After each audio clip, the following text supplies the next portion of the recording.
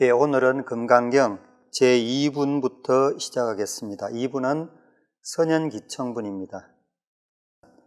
제2선현기청분에서 수보리가 법회 자리에서 일어나서 부처님께 질문을 드리게 되고, 그 질문에 대해서 3분, 4분에서 부처님께서 답변을 하시는 게 전체적으로 3개분이 근본 정종분이 됩니다. 그래서 먼저 제2 선현기청분에서 수보리가 일어나서 이제 묻습니다. 일단 법회 장엄한 분위기에 대해서 한 말씀 드리고, 그러고서 묻는 게 안욕따라 삼약 삼보리의 마음을 일으킨 선남자 선녀인은 그 마음을 어떻게 머무르게 해야 하며 어떻게 항복시켜야 합니까? 요게 이제 그 질문이 됩니다. 요 질문에 대해서 답변하신 것하고 답변을 하신 다음에 5분부터는 수보리가 그 답변에 대해서 수행을 했다는 가정하에서 일어나는 문제점이라든지, 그리고 비록 수보리가 묻지 않더라도 부처님께서 무문자설로 문제가 될 만한 것을 수보리에게 알려주신 게 이제 32분까지 간다고 보시면 될 것 같습니다. 그래서 질문을 요약해서 말씀을 드리면은 구마라접 스님 번역에는 어떻게 머무르게 해야 하며 어떻게 항복시켜야 합니까? 머무르다는 것하고 항복시킨다는 것하고 두 가지로 나타나 있는데, 산스크리트 원문과 그리고 그 산스크리트 원문을 그대로 직역한 현장 스님 번역에는 3가지로 나타나 있습니다. 머무르다, 그리고 수행하다, 그리고 항복시키다. 마음입니다. 대상은 마음인데, 마음을 어떻게 머무르게 해야 하며 수행해야 하며 항복시켜야 합니까? 그래서 일반적으로는 주, 수, 항 3가지로 나눠집니다. 그런데 구마라접 스님은 왜 그러면 두 번째 수 항목을 빠뜨렸나? 구마라접 스님이 암송하고 계셨던 판본이 그럴 수도 있고, 안 그러면은 구마라접 스님이 의도적으로 빠뜨렸을 수도 있고 그렇습니다. 그런데 수라는 것은 어차피 수행이라는 것은 모든 것에 관련이 되어 있기 때문에 빠뜨린다 그래도 그게 생략한 게 아니고 1번하고 3번 항목에 들어가 있다고 그렇게 설명이 되는데, 제가 설명드릴 때는 주수항 3개 항목으로 정리를 해서 설명드리도록 하겠습니다. 그래서 먼저 살펴본 것은 이 보살, 물론 보살이라고 되어 있지 않고 안욕따라 삼약 삼보리의 마음을 일으킨 선남자 선녀인 이렇게 되어 있습니다. 그래서 이 부분, 이 보살이 어떤 그 의미를 지니고 있는지, 그리고 두 번째 목적에 해당되는 마음이 개략적으로 어떤 의미를 지니고 있는지, 그리고 가장 중요한 문제인 그 마음을 어떻게 주수항해야 되는지, 요 3가지에 대해서 나눠가지고 말씀을 드리겠습니다. 기본적인 질문인 보살은 어떻게 마음을 주수항해야 합니까 해서 보살 부분에 대해서는 구마라접 스님은 안욕따라 삼약 삼보리 심을 일으킨 선남자 선녀인으로 되어 있는데, 법문과 그것을 직역한 현장 스님에는 보살성을 발취 보살성자, 보살의 수레를, 그 대성보살이죠, 보살의 수레를 타고서 나아가는, 그러니까 대성수행자를 말하는 겁니다. 그래서 대성수행자, 다른 말로 하면은 이제 보살이 되겠습니다. 보살은 우리가 일반적으로 쓰는 명칭 중에 하나이기도 한데, 보살의 그 범어는 보디사트바입니다. 보디라는 단어 하나하고 사트바라는 단어 하나하고 두 개가 합쳐진 복합어인데, 사트바라는 것은 일반적으로 알려진 게 이제 중생으로 번역이 됩니다. 그리고 그 앞에 있는 게 이제 보디가 있습니다. 그래서 보디는 깨달음이고, 그리고 사트바는 중생입니다. 그래서 이 두 개의 번역이 깨달음 중생이니까는 깨달은 중생인지 깨닫고자 하는 중생인지 그렇게 두 가지로 나눠질 수 있습니다. 그래서 깨달은 중생이라고 봤을 때는 우리가 일반적으로 알고 있는 문수보살, 보현보살 할 때 이미 깨달음을 얻고서 중생을 위해서 해탈을 유보한 사람을 가르칠 때 보살이라 그러죠.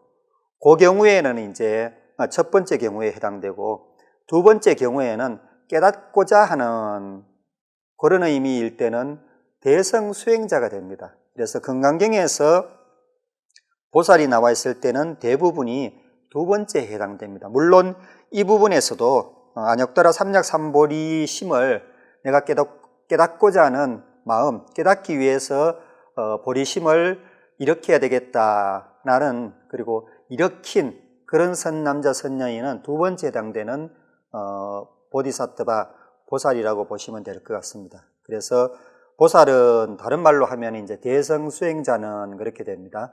대성수행자는 어떻게 마음을 주수항해야 합니까? 요 마음이란 문제는 금강경에서는 그렇게 뚜렷하게 설명이 되어 있지 않습니다. 그래서 마음이란 문제 자체가 좀 애매한 문제, 그리고 마음이란 게 본래는 실체로서 존재하지 않는 건데 우리가 그냥 인식의 주체로 이렇게 가로 간주하는 거기 때문에, 특히 불교에서는 유아설이 아니고 무아설이기 때문에 이 마음에 대해서 설명을 많이 해놓지만은 어느 정도 한계를 그어서 해놓는 게 사실입니다. 어떤 실체가 없는 것이나 안 그러면은 논하고자 하는 대상에 대해서 충분한 정보를 갖고 있지 못할 때 그 문제에 대해서 논리적으로 이렇게 말로 표현하는 것을 희론이라고 그럽니다. 우리말로 하면 말장난이죠. 그래서 불교에는 다른 인도의 다른 철학과는 달리 희론에 대해서는 좀 금기시하는 그런 부분이 있습니다. 그래서 부처님께서도 영혼의 존재 문제라든지 사후의 뚜렷한 문제라든지 그런 것에 대해서는 답을 안 하셨다. 부처님께서 외도들이 물어오셨을 때, 그래서 그것을 무기로 답하셨다고 이렇게 되어 있는데, 그 이유가 바로 희론이기 때문에 그런 것 같습니다. 그렇지만은 물론 마음이란 게 어떤 정보도 충분하지 않고 그 대상 자체도 무아론이기 때문에 마음은 그렇게 실체로 존재하지 않는 거기 때문에 무기로 답해야 되겠지만, 그런데 어차피 우리가 실생활에서 또는 이 철학에서 불교 교리상 언급돼야 되는 문제이기 때문에 마음에 대해서는 그래도 많은 서적에서 언급을 해 놓았습니다. 그래서 구체적인 것은 그냥 넘어가더라도 간단하게만 말씀을 드린다면은, 마음은 한문으로는 마음 심자로 되어 있고 우리말로는 이제 마음으로 이렇게 되어 있습니다. 그리고 금강경에서 마음이라고 번역된 데에는 그 마음을 어떻게 합니까 할 때 그 마음은 찢다라고 되어 있습니다. 이게 이제 범어인데, 찢다 같은 경우에는 찢은 무엇을 이렇게 인식하답니다. 그래서 인식된 것이라는 그 부분의 글자를 마음으로 이렇게 번역을 해 놓은 겁니다. 근데 한문으로서도 우리가 마음이라고 그럴 때는 마음 심자 하나를 쓰는 경우도 있지만은 심의식, 마음 심자와 뜻의자와 인식할 때 식자, 이것을 셋을 합쳐서 심의식을 마음이라고 한다라고 할 때가 있습니다. 그래서 심과 의와 식을 더해서 셋을 더해서 마음이라고 한다라는 의미도 있고, 그리고 심의식을 셋으로 보지 않고 하나의 어떤 그 의식 상태로 봐서 마음이라고 한다라는 두 가지 의미에서 불교에서는 설명을 해놓고 있습니다. 그래서 이게 한문에서, 중국에서만 이렇게 되어 있는 게 아니고 실은 심의식에 해당되는 산스크리트가 있습니다. 범어가. 그래서 인도부터 이제 그렇게 생각했다고 보시면 될 것 같습니다. 그래서 심의식을 우선 설명을 따로 드린다면은, 심은 찢다라 그래서 어떤 인식된 것, 그리고 의는 인식된 것을 생각하는 것, 마나스입니다. 마나스는 많이 들어보셨을 겁니다.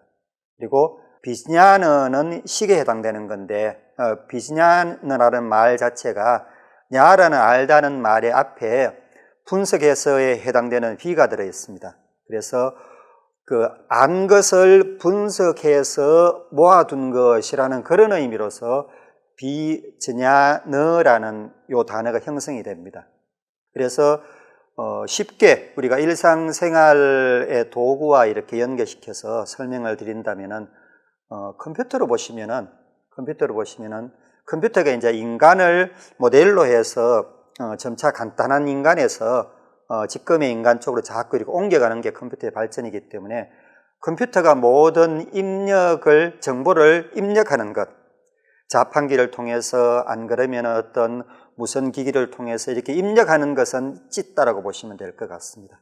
그리고 마나스는 어떤 부분인가 그러면 CPU와 프로그램들, 그 CPU가 막 어떤 그 정보를 연산을 할 것 같으면은 자체적으로 초기에는 CPU만 연산을 했지만 지금은 그것을 어떤 특정 그 프로그램이 있어서 프로그램이 자체적으로 이렇게 그 연산을 진행을 하는 것, 요 모든 게 마나스로 생각하시면 될 것 같습니다. 그러면 그렇게 받아들인 정보를 연산을 하고 프로그램을 돌려서 나온 결과물을 저장해 두는 것은 하드 드라이브죠. 그러니까 하드 드라이브가 이제 시기라고 그렇게 생각하시면 될 것 같습니다. 그래서 정보를 받아들여서 정보를 가공하고 그 정보를 저장하는 것. 그렇게 봤을 때 요 인식하고 그리고 생각하고 그리고 저장하고 요렇게 하는 것 전체를 마음이다라고 그렇게 책정을 해 둡니다. 요것을 마음이라고 한다. 그러면은 일반적으로는 이런 마음을 주재할 수 있는 어떤 주체가 있다고 그렇게 생각할 수가 있습니다. 그래서 그 주체가 있어서 이 심의식에서 찢다로 하여금 인식해 하고 마나스로 하여금 생각해 하고 그리고 사람이 아니고 이 하드 드라이브로 하여금 저장케 하고 이렇게 생각해서 요 주체를 불교 거의전 브라만교에서는 아트만이라고 봤습니다. 그래서 아트만이 있어서 그렇게 된다 했었는데 불교에서는 요 아트만은 실은 존재하지 않는 거고 우리가 인식상 착각으로 존재한다고 생각할 뿐이고 계속 이 인식하는 기능 그리고 생각하는 기능 그리고 저장하는 기능 이 기능이 계속 반복되다 보니까는 흡사 뭔가 있어서 그것을 반복시킨다고 생각하기 때문에 그 마음이라는 것을 우리가 산정을 한다. 그래서 실은 불교에서 말하는 마음은 심의식 요 기능일 뿐입니다. 기능일 뿐이었다가 흡사 컴퓨터에 전기를 연결하면 전원을 공급하면 컴퓨터가 돌아가듯이 사람한테는 생명력을 불어넣으면은 이 심의식이 작동을 하는 것 그리고 생명력이 이제 끊기면은 전원이 뽑혀져 가지고 심과 의는 그대로 기능이 완전히 정지를 하고 식만 어느 정도 유보된 상태에서 다음 생으로 이렇게 넘어간다. 물론 이게 이제 실체라고 그러면은 볼 수 있지 않겠냐라고 할 수 있지만은 이것은 만약에 우리가 업을 짓지 않고 업력이 남아있지 않으면은 이 장식에 해당되는 게 텅텅 비어버립니다. 그래서 텅텅 비어서 다음 생으로 넘어가지 않는 것 그런 상태를 좋은 말로는 이제 해탈했다라고 이렇게 보는 겁니다. 그래서 여기서 보살은 어떻게 마음을 주수항해야 합니까 할 때 마음이라는 것은 별도로 존재하는 어떤 것이 아니고 심의식 상태다라고 그렇게 보시면 될 것 같습니다. 그래서 보살은 그러한 심을 그러니까 여기서 분명히 말을 해놨습니다. 심이 아트만이라는 것처럼, 안 그러면은 자이나교의 지화라는 것처럼 따로 있는 게 아니고 심의 식만이다. 그래서 심의 식을 이제 그 공부해야 되는 대상은 수행해야 되는 대상은 딱 정해졌죠. 심의 식이죠. 그래서 심의 식을 수행하는 방법이 이제 주수항에 해당되는 겁니다. 그래서 어떻게 주, 어떻게 수, 어떻게 항인데 주는 머물게 하는 겁니다. 그래서 마음을 머물게 하는 거니까는 마음을 안정시키는 게 되겠죠. 그럼 마음을 안정시키는 거는 우리가 수행에 가장 기본적으로 한 단어로만 불교 전체 수행을 대변할 수 있는 글자를 찾으면은 그 중에서는 이제 지관이 있습니다. 지는 마음을 이렇게 거치는 거죠. 흐린 물을 가라앉혀서 그 안을 볼 수 있도록 하는 것처럼 마음을 가라앉혀서 거치게 해서 들뜸을 거치게 하는 겁니다. 다른 말로 하면은 안정이 되겠죠. 그래서 지관에서 지에 해당되는 게 요 주수항에서 주에 해당된다고 보시면 될 것 같습니다. 그리고 수는 이제 이 파짝이 아닌 한문에도 문짝이라는 게 있습니다. 문짝의 의미를 말씀을 드린다면은 여름에 덕목하는 형상입니다. 사람이 엎드려 있으면은 물을 이렇게 등에 뿌려주는 그런 것을 형상화시켜 놓은 게 숫자거든요. 그래서 수행한다 할 때 인도에서 수행한다라는 의미는 열기를 없앤다라는, 열기라는 것은 딴 게 아니고 번뇌거든요. 그래서 번뇌를 완전히 소멸시키면은 해탈이지 않습니까? 그래서 번뇌를 없애는, 열기를 없애는 그런 행위를 수행이라고 그럽니다.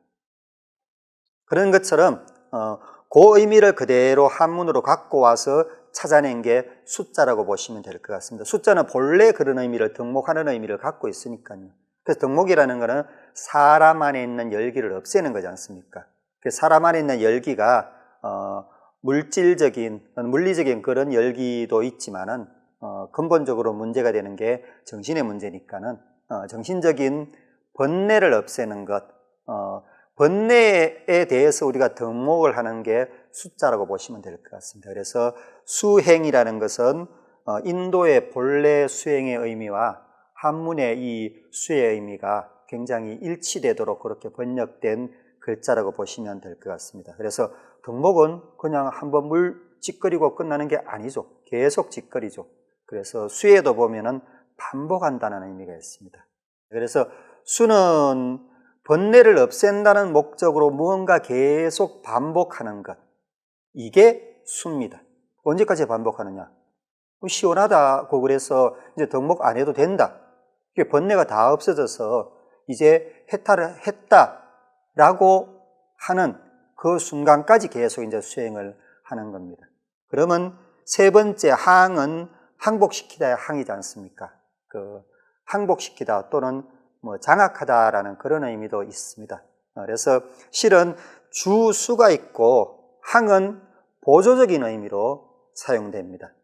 그래서 항은 여기서는 이제 한문에서는 따로 설명을 안 드리고 지금부터 주수항에 대해서 상세하게 마음을 제가 한문 마음은 설명을 얼마 안 드렸습니다만은 범어의 그 세 가지 단어의 설명을 드렸듯이 이 주수항의 문제에 대해서도 범어 문제에 대해서 상세하게 한번 설명을 드려보도록 하겠습니다.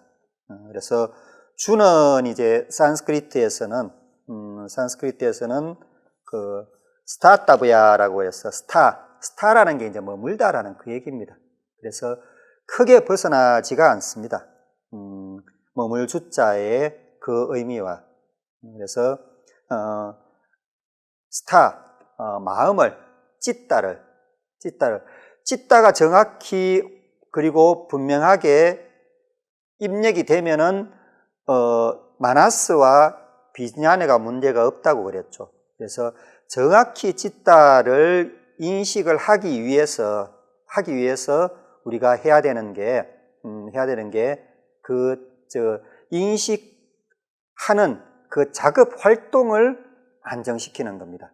수는 이제 프라티빠시라는 단어가 들어가 있습니다. 빠시라는 게 앞으로 어떤 특정한 목적이 있어서 앞으로 나아가는 것을 빠시라고 그러는데, 무엇에 대해서 알고자 할 때는 그것에 대해서 계속 접근을 해서 연구를 해야 되겠죠. 계속 접근하려면은 프라티빠시 돼야 되겠죠. 학교 계속 간다는 것은 학교 가서 계속 공부를 하듯이, 마음에 대해서 프라티빠다 한다는 것은 마음에 대해서 마음을 수행하기 위해서 계속 접근하는 거지 않습니까? 그래서 지속적인 접근이라는 의미가 프라티빠시인데, 그게 이제 수하고 연결이 됐다고 보면 되겠습니다.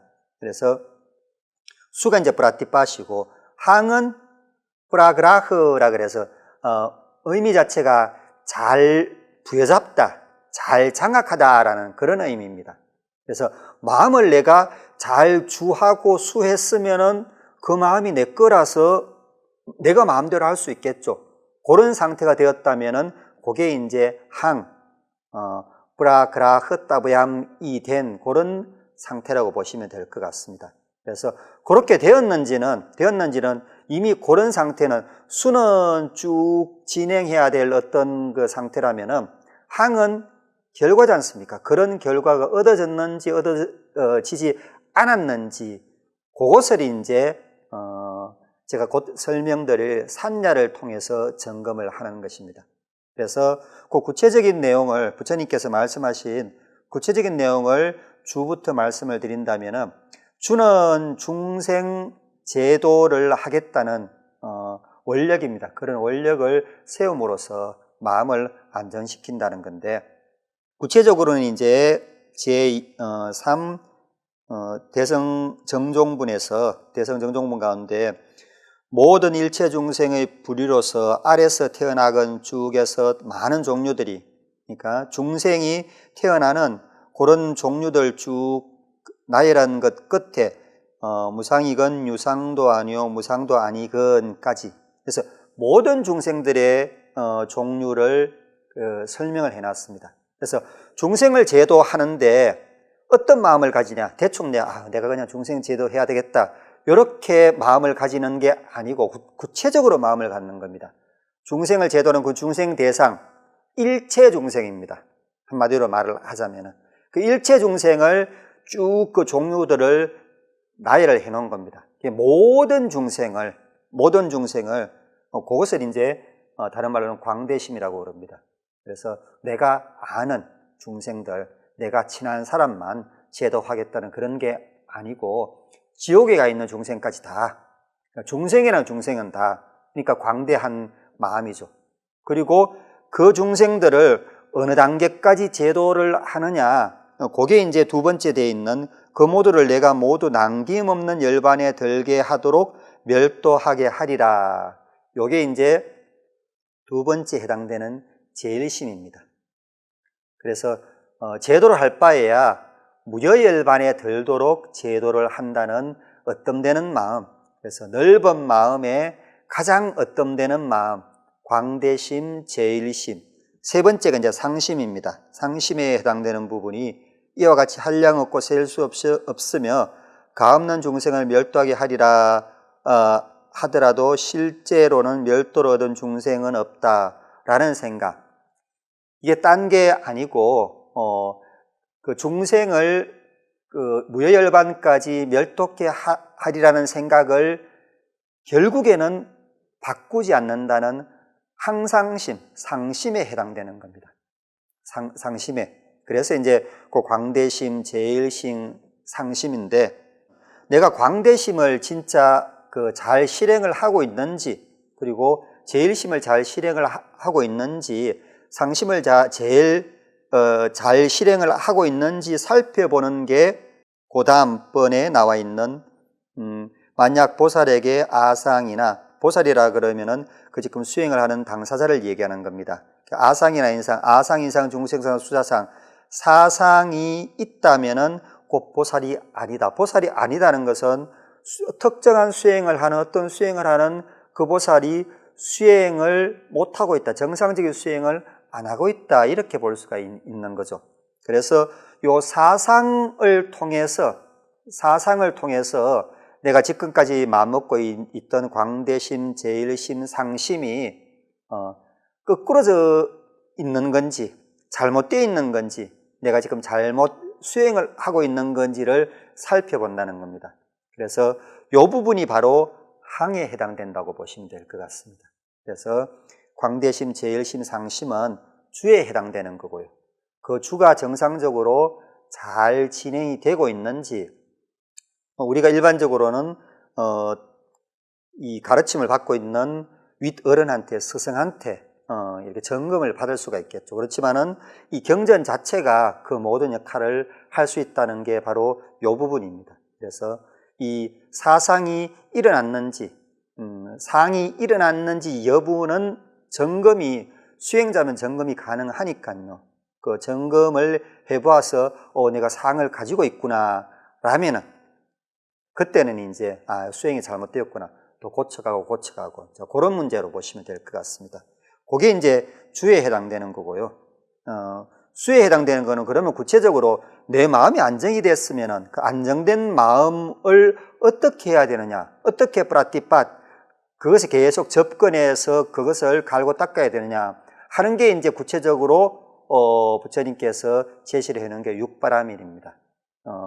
건강경에서는 이제 보시바라밀만 이렇게 되어 있습니다. 그래서 여기서뿐만 아니고 저 뒤에까지 보시만 이렇게 강조하는 걸로 되어 있는데, 보시를 비롯한 육바라밀, 정확히는 바라밀이라고 생각하시면 될 것 같습니다. 바라밀이라는 그 말 자체가 우리도 바라미따라 그래서 고유어로 이렇게 그 발음 그대로 굉장히 많이 사용하는데, 피안으로 건너간다는 말이지 않습니까? 그래서 앞서도 말씀드렸다시피 모든 경전에 가장 핵심적인 것을 줄이다 보면은 결국에는 피안으로 건너가는 이 행동 하나거든요. 그 행동을 바로 하기 위해서 피안이란 어떤 건지, 그라는 게 어떤 건지, 왜 건너가는가라든지, 그리고 건너가기 위해서는 우리가 어떤 준비 운동을 해야 된다는 건지, 이런 것을 많이 알고자 한다 뿐이지, 실질적으로 우리가 필요한 것은 피안으로 건너가는 이 행동 한 가지입니다. 그래서 구체적으로 피안이고요. 그리고 피안을 그냥 알고 있다는 학자로서 끝나는 게 아니고, 피안으로 건너가는 수행자로서 계속 지내야 된다는 요 바라밀, 이 가장 중요한 불교에서는 수행 철학이라고 그렇게 보시면 될 것 같습니다. 그래서 건강경에서 말하는 부처님께서 그 가르침을 주신 건강경의 가장 중요한 핵심도 결코 근본 불교, 근본 가르침에서 벗어나지가 않습니다.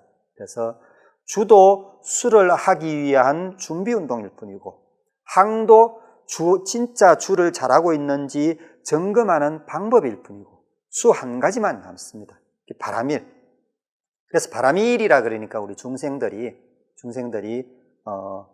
혼동돼하고 구체적으로 잘 알지를 못하고, 그래서 우리가 쉽게 접근할 수 있는 것을 앞에 내세운 게 이제 보시바라밀이다, 이렇게 보시면 될 것 같습니다. 그래서 그 보시바라밀, 보시 외에 이제 지계, 인욕, 정진, 선정, 지혜바라밀까지, 결국에는 지혜가 나오지 않습니까? 모든 것을 거쳐서 지혜로서 피안으로 건너가는 것. 지혜라는 돛담배가 지혜라는 돛이 이 그 뗏목에 있어서 지혜라는 돛이 가장 좋다는 겁니다. 그것 외에 이제 보시라는 어떤 이 노도 괜찮고, 다른 지계라든지 인욕이라는 노도 괜찮지만은 결국에는 지혜라는 노가 가장 힘이 센 능력이 좋은 그런 노이기 때문에 육바라밀에서도 제일 뒤에 놔뒀다고 그렇게 보시면 될 것 같습니다. 그러면은 앞서 먼저 하나의 문제점이 우리가 발견될 수 있는데, 주 있는 부분에서 마음을 안정시키는 데서 중생 제도를 한다. 그래서 주하고자 하는 중생들은 아직까지 도구심이 있기 때문에 그 주라는 단계를 거치는 거지 않습니까?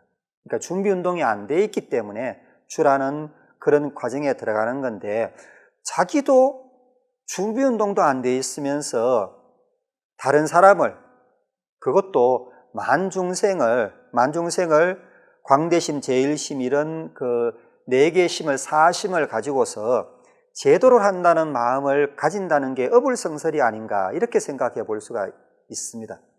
그런데 이제 그것은 실은 중생제도를 다 한 다음에 수항목으로 넘어가는 게 아니고 내가 중생제도를 하겠다는 원력을 가지고 그 원력으로서 마음을 깔아앉히는 거거든요.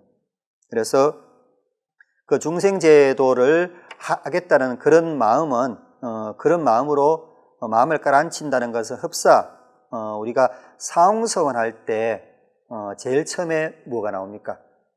중생무변서원도죠. 중생제도지 않습니까? 그러고 나서 두 번째는 내가 배우고 뭐 닦고 이루고 그렇게 나오지 않습니까? 그것하고 똑같다고 보시면 됩니다.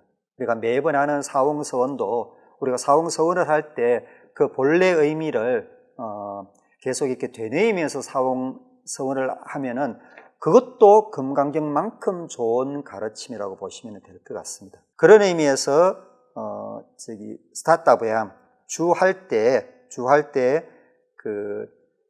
이 중생을 제도하겠다는 그 원력으로 마음을 깔아앉히는 것이지 중생 제도를 통해서 마음을 깔아앉힌다고 보시면은 약간 본래 의미하고는 차이가 있다고 보시면은 될 것 같습니다.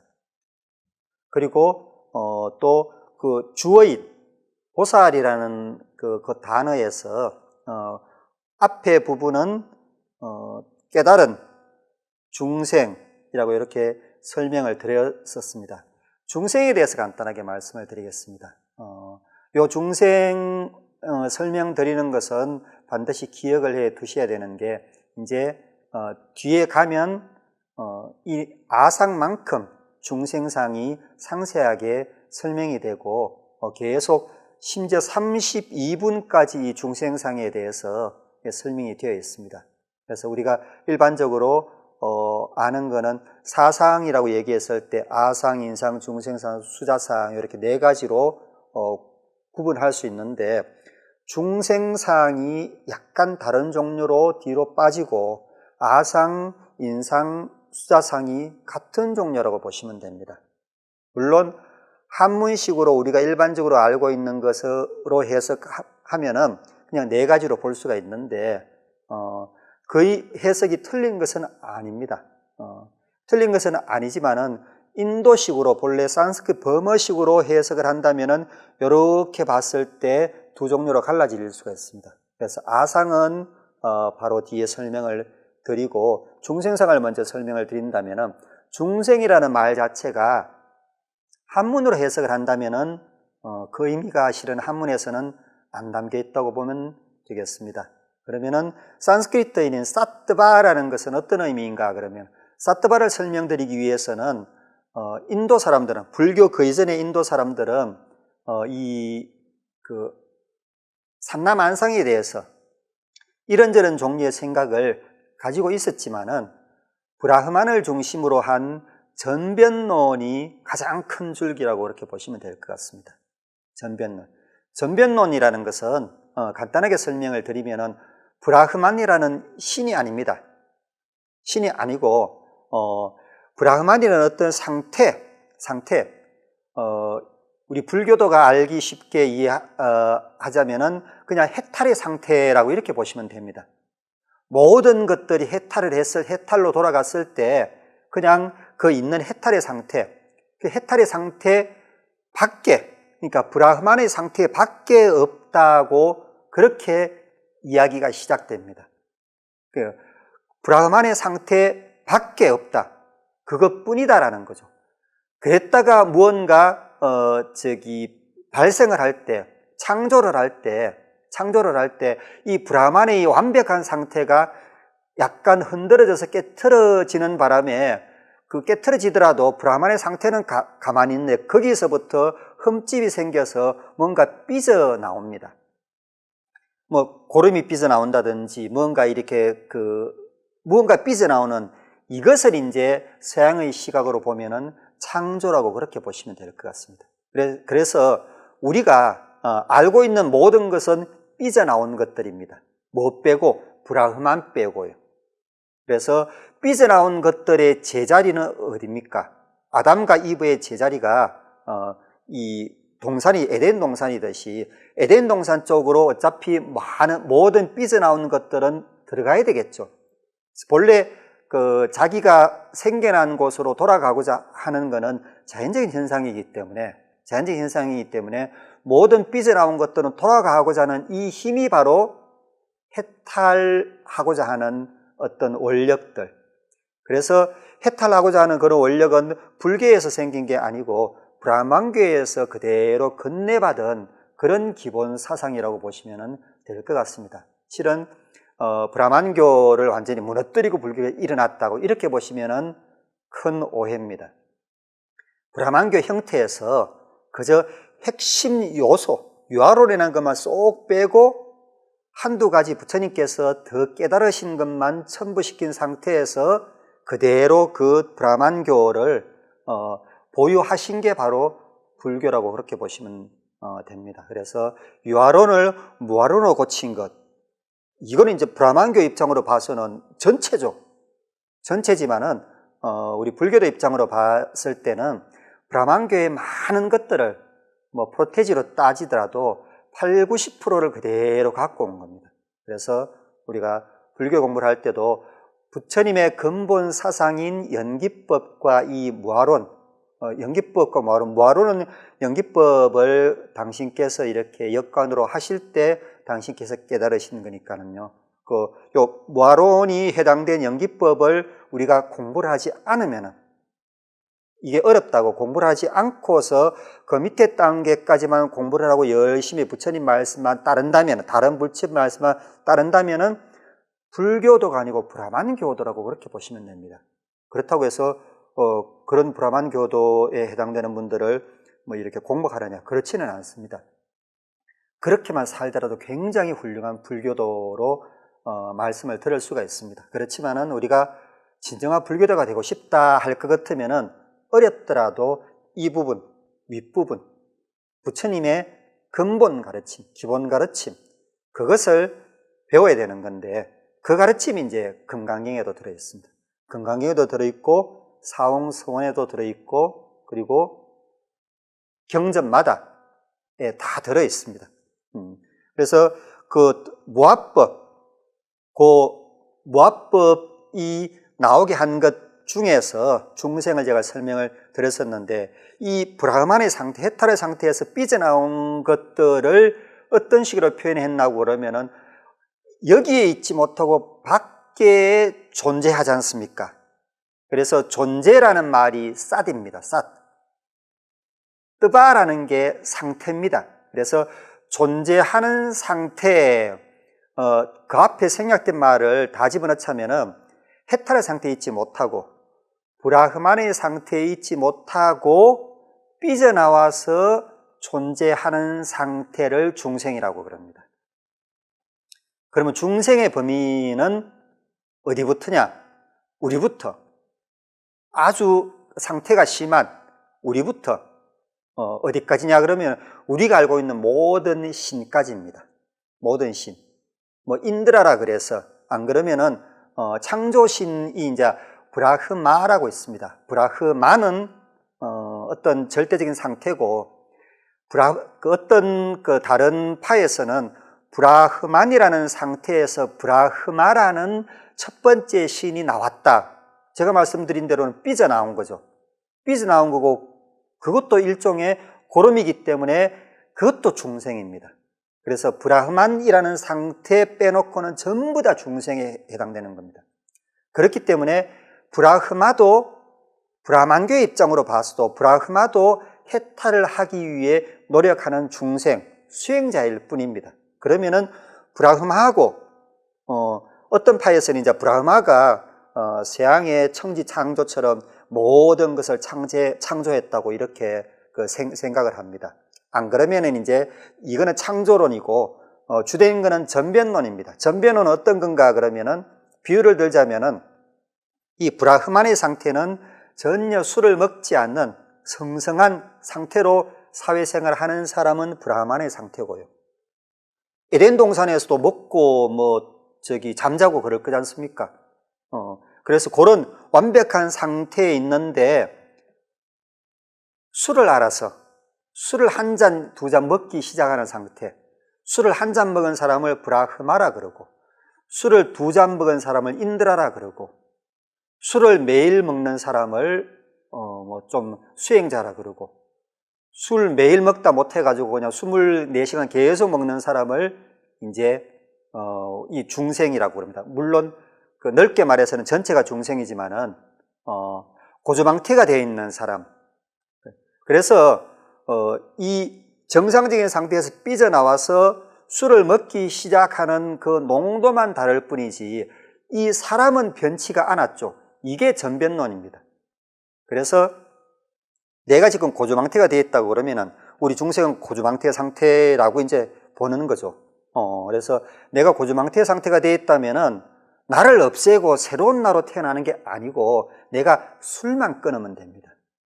술만 끊어서 옛날 그 생활했던 그 기억을 회복해내고 건강을 회복해내서 옛날 생활로 돌아가면 되는 것. 이게 불교의 해탈로 보시면 될 것 같습니다. 이거는 실은 불교 해탈이라기보다는 브라만교에서 생각하는 해탈의 상태입니다. 불교에서는 그것을 받아들였을 뿐이죠. 그래서 이제 중생이라는 것을 이해하시겠죠. 그런데 브라만교에서 말하는 전변된 것, 창조된 것은 무엇이냐 그러면은 물질적인 것, 정신적인 것 모든 것을 포함하는 겁니다. 그래서 우리가 생각하는 것, 이 자체도 창조물, 전변물로 보는 겁니다. 그 말은 생각하는 이 자체가 아무리 내가 똑똑하게 생각을 한다고 그러더라도 이미 삐져나온 고름의 한 종류지 않습니까? 그러니까는 바로 생각할 수가 없겠죠. 그래서 앞서 말씀드린 대로 이 브라흐만이 밖에 삐져나와 있는 상태들, 이 중생들이 불쌍해 놓으니까는 말을 했을 때 그것을 듣는 상태가 이미 고름의 상태이기 때문에 아무리 성인이라 그러더라도 고름의 상태이기 때문에 내가 들었다라고 표현을 안 한다는 겁니다. 나에게 들려졌다라고 표현한다는 겁니다. 그래서 이 생각은 에덴 동산이고 에덴 동산을 쫓겨나는 순간부터 죄를 지은 상태죠. 그 죄를 이제 완전히 감해야지 없애야지 에덴 동산으로 돌아갈 수 있다는 거죠. 그래서 이 에덴 동산 밖에서는 어떠한 상태라도 에덴 동산 문 앞에 와 있더라도 죄를 지은 죄인이다. 수행을 해야 되는 수행자다. 이렇게 보는 것, 이게 중생상입니다. 중생상. 그래서 중생상은 기독교의 원죄론하고 똑같습니다. 우리가 이제 다른 종교를 믿고 있을 때 기독교의 원죄론이라는 말을 처음 들어보면 굉장히 억울하죠. 나는 아무 상관없이 태어났는데 아무 죄 짓지 않았는데 태어난 그 자체가 죄다. 이미 죄를 지은 상태다. 라고 얘기를 하면 굉장히 억울하지 않습니까? 이게 이제 그런 상태가 바로 그 브라만의 상태 그리고 전변론의 상태라고 보면은 이해를 하실 수 있습니다. 그런데 부처님께서는 왜 아상유뿐만이 아니고 이 중생상을 없애라고 그랬냐고 그러면 중생상은 일면 약간 긍정적인 부분이 있습니다.